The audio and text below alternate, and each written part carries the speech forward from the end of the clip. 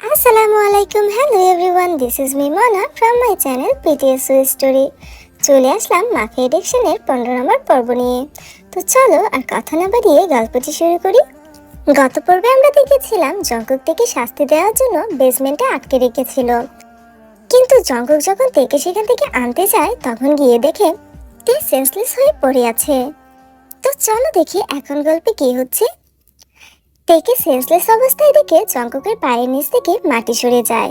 সে তাড়াতাড়ি তের কাছে ছুটে যায় আর অস্থির হয়ে বলতে থাকে, তে তে চোখ খুলো, কি হয়েছে তোমার?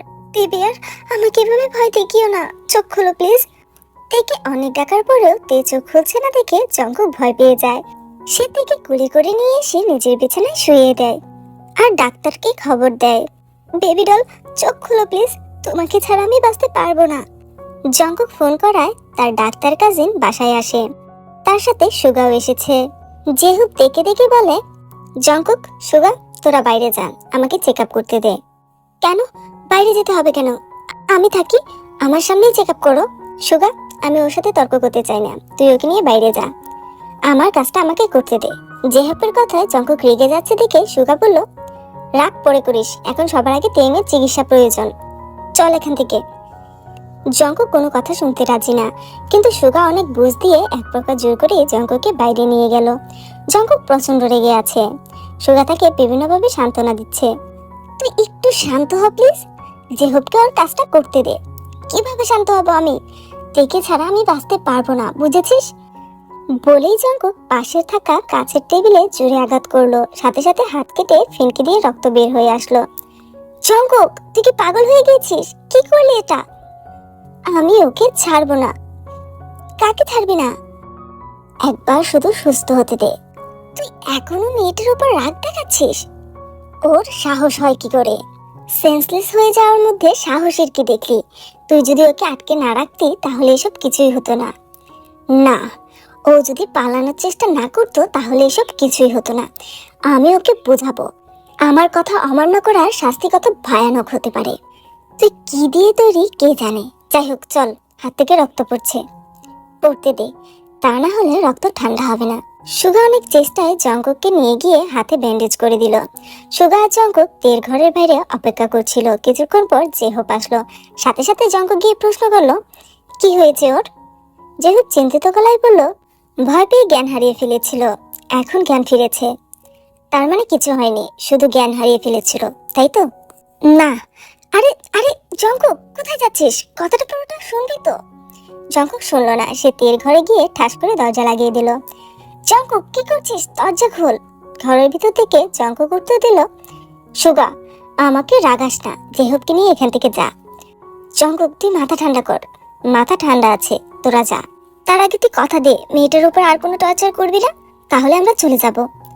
ঠিক আছে, কথা দিলাম টর্চার করব না, যা এখন। জঙ্কুকের কথা শুনে জেহুব রেগে সুগার দিকে তাকালো, কারণ জেহুব সুগার জঙ্কুকের কাজিন হয়। সুগা জেহুবের দিকে তাকিয়ে নরম গলায় বলে, চলো ভাইয়া, এখান থেকে যাই। তুই এখন ওর গোলামি করবি, তাই তো? ও যে দিন দিন অমানুষ হয়ে যাচ্ছে সেটা বুঝতে পারছিস না? ভাইয়া, জঙ্কুক কারো কথা শুনে না, জানোই তো। এখন আমাদের কারোর কথাই শুনবে না, রাগিয়ে লাভ কি? তুই আগে বল মেয়েটাকে। এতদিন দুজনে অমানুষ ছিলি জানতাম, কিন্তু এখন মেয়েদের নিয়েও শুরু করেছিস। ছি, আমি ভাবতে পারছি না, তোদের চরিত্রও খারাপ হয়ে গিয়েছে। যাতা বলো না তো। আমরা অমানুষ হতে পারি কিন্তু চরিত্র খারাপ না। জিমিন ছাড়া আমার জীবনে কোনো মেয়ে নেই, আর জঙ্কুকও এর আগে কখনো কোনো মেয়েকে নিয়ে মাতামাতি করেনি। জঙ্কুক এই মেয়েটাকে ভালোবাসে। জঙ্কুক ভালোবাসে কাউকে? এটা তুই আমাকে বিশ্বাস করতে বলছিস? ওর ভিতরে দয়া মায়া ভালোবাসা নামের কোনো সত্তা আছে? ভাইয়া, এভাবে বলো না, ও কাউকে ভালোবাসতে পারে। বাপরে, কি ভালোবাসা! মেয়েটার ফোবিয়া আছে জেনেও আটকে রেখেছে। ফোবিয়া? হ্যাঁ, এই মেয়েটার ডার্ক ফোবিয়া আছে, অন্ধকারে প্রচন্ড ভয় পায়। একদিনের ভালোবাসায় এত কিছু জানবে কি করে? আস্তে আস্তে সব ঠিক হয়ে যাবে। তুমি এখন চলো তো। কিন্তু উফ ভাইয়া, চলো তো। সুগা জেহুবকে নিয়ে নিচে চলে যায়। অন্যদিকে জঙ্কুক দরজা লক করে তের দিকে এগিয়ে যায়। জঙ্কুককে দেখেই তে ভয়ে পিছিয়ে যেতে চায়, কিন্তু সাথে সাথে জঙ্কুক বলে, খবরদার, হাতের স্যালাইনটা একটুও যদি নড়ে আমি তোমাকে খুন করে ফেলবো। বলে জঙ্কুক এগিয়ে এসে নিজের শার্টের বোতাম খুলতে থাকে। কি কি কি করছেন? কিছু করছি না, তবে করব। আর তোমার সেটা ভালো না লাগলেও মেনে নিতে হবে। বলি জঙ্কুক শার্ট খুলে আস্তে আস্তে তের উপরে উঠে আসতে লাগে। তে ছটফট করতে যাবে, তখনই জঙ্কুক বলে, তাকাও আমার দিকে। আমি কি বলেছি? স্যালাইনটা যেন একটু না নড়ে। আমি এখন কি করতে চলেছি তুমি জানো। এটা প্রথমবার নয়, তাই ছটফট করলে কিংবা বাধা দিলে ফলাফল কি হবে তাও জানো। আমি এখন আমার ডিজায়ার পূরণ করবই, সেটা হোক ভালোভাবে কিংবা জোর করে। আমি তোমার এই অবস্থায় জোর করতে চাই না। So just feel me inside you baby. আমি তোমাকে জোর করতে চাই না, আমাকে বাধ্য করো না। আমি কোনো পুতুল নই যে আপনার যখন যা ইচ্ছা তাই করবেন। কে বলেছে তুমি পুতুল? You are not a doll baby, you are my addiction. বলতে বলতে জঙ্কুক এগিয়ে এসে তেকে বিছানার সাথে মিশিয়ে দেয়, তারপর নিজেও তের মাঝে হারিয়ে যেতে থাকে। তবে জঙ্কুক আজ কোনো রকম এগ্রেসিভ হচ্ছে না, যা করছে ধীরে সুস্থে করছে। তেও আজ কোনো রকম ব্যথা পায়নি। তবে লাভ মেকিং এর এক পর্যায়ে তে তার লিটল মেম্বারে লিকুইড অনুভব করে বলে, এটা কি জঙ্কুক? জঙ্কুক বাঁকা হেসে উত্তর দেয়, এইটুকুর জন্যই তো এতক্ষণ তোমাকে রিকোয়েস্ট করেছি। তা না হলে যা যা করেছো তার জন্য থাপড়িয়ে দাঁত ফেলে দিতাম। মানে মানে পরে বলছি, আগে বলো মজা পাওনি? তে উত্তর না দিয়ে লজ্জা মাখা মুখে অন্যদিকে ঘুরে তাকায়। তার মানে মজা পেয়েছো? বেবি শোনো, এখন দেখবো তুমি কি করে আমাকে ছেড়ে যাও। This liquid enough for make our child. What? Yes baby. আমাকে ছেড়ে গেলেও নিজের বাচ্চাকে কি করে ছাড়বে? জোর করে করলে বাচ্চা হওয়ার সম্ভাবনা কমে যেত। তাই এতক্ষণ তোমার স্যাটিসফ্যাকশনের কথা ভেবেছি। আগামী 3 দিন তুমি এই ঘর থেকে এক পাও বের হতে পারবে না, কোনো পিলও খেতে পারবে না। আর আমি যতদূর জানি 3 দিনের আগে কোনো পদক্ষেপ না নিলে বেবি হয়। তাই আমাদের বেবি হবে, বুঝতে পেরেছো? আপনার মাথা ঠিক আছে? কি বলছেন? বিয়ে ছাড়া বাচ্চা? তুমি বললে আমি তো এখনই বিয়ে করতে রাজি। যাই হোক, তুমি রেস্ট নাও, আমি ফ্রেশ হয়ে আসি। আমার আবার একটু বাইরে যেতে হবে, কাজ আছে। জঙ্কুক ওয়াশরুমে চলে যাওয়ার পর তে বসে বসে কাঁদতে শুরু করে। না, এমন একজন মাফিয়ার বাচ্চার মা আমি কিছুতেই হতে চাই না। আমাকে যে করেই হোক এখান থেকে পালিয়ে ডাক্তারের কাছে যেতে হবে, আর সেটা যত তাড়াতাড়ি সম্ভব। নামজুন ভাইয়া, তুমি কোথায়? আমাকে এখান থেকে নিয়ে যাও প্লিজ।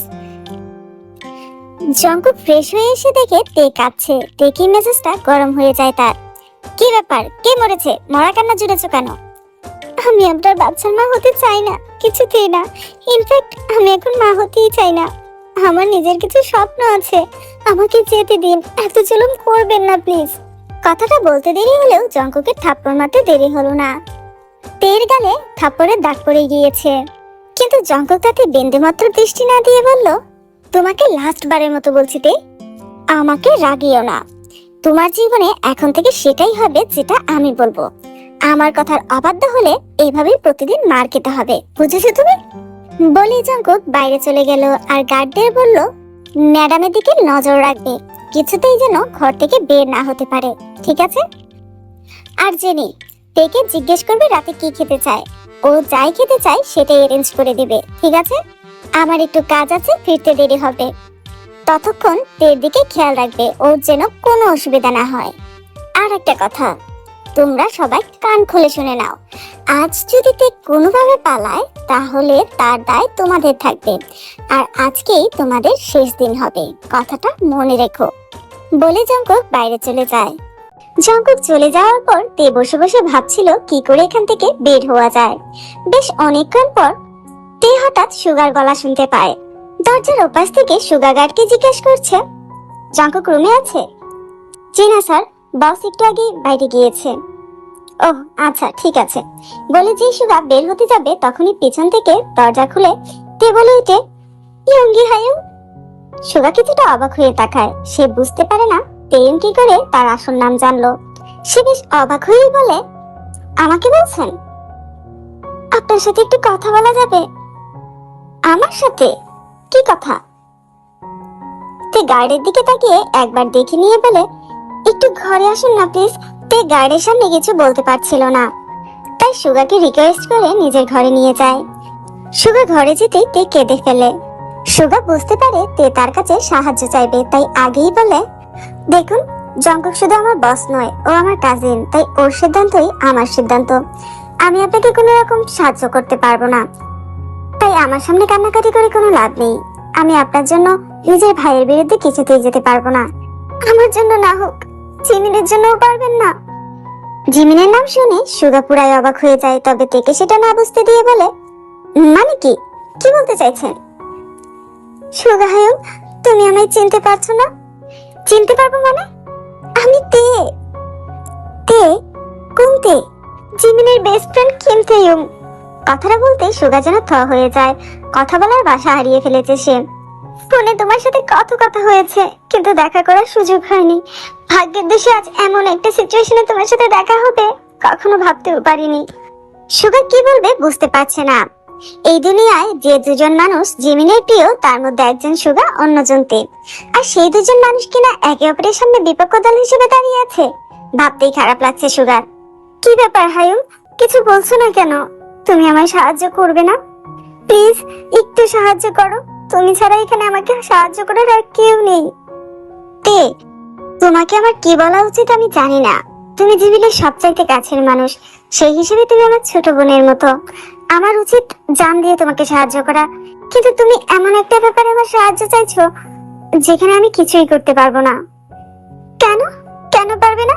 ইচ্ছে থাকলেই উপায় হয় না তে, ইচ্ছে থাকলেই সব হয় না। জঙ্কুক এটা কিছুতেই মানবে না। তুমি আমাকে ক্ষমা করো। তার মানে তুমি আমায় সাহায্য করবে না? আচ্ছা ধরো আমি ক্ষমা করলেও জিমিন যদি এটা জানতে পারে আমার মৃত্যুর পিছনে তোমার হাত ছিল, ও কি তোমায় ক্ষমা করবে? ছি ছি, কি বলছো? মরার কথা মুখেও আনবে না। জঙ্কুক এতটাও খারাপ না, ও তোমাকে মারবে না। তুমি জানো না উনি কতটা ভয়ঙ্কর। তাছাড়া উনি আমায় না মারলেও আমি নিজেই আত্মহত্যা করব। চুপ করো, কিসব আবল-তাবল বকছো? এছাড়া আমার কোনো উপায় নেই হায়ুম। বলিতে নিজের গলার লাভ বাইটের দাগগুলো দেখালো, সাথে সাথে সুগা অনুশোচনায় চোখ বন্ধ করে নিল। তুমি যদি আমায় পালাতে সাহায্য না করো ভালো কথা, কিন্তু জিমিনকে কখনো এটা জানতে দিও না যে তুমি চাইলেই আমাকে বাঁচাতে পারতে, কিন্তু তুমি তা করোনি। জিমিন জানলে খুব কষ্ট পাবে। চুপ করতে। আচ্ছা বেশ, আমি তোমাকে পালাতে সাহায্য করব, কিন্তু ব্যাপারটা তো সহজ না। বাইরে প্রচুর গার্ড আছে, তাছাড়া জঙ্কুক এটা কিছুতেই মানবে না। জঙ্কুকের হাত থেকে পালানো এত সহজ না। ও তোমাকে আকাশ পাতাল খুঁজে বের করবে। আইন যেমন থাকে, আইনের ফাঁকও তো থাকে, তাই না? তুমি চাইলে আমি পালাতে পারবো, সেটা আমি জানি। তুমি জঙ্কুকের ডান হাত, তাই জঙ্কুকের দুর্বল দিকগুলো তুমি জানো।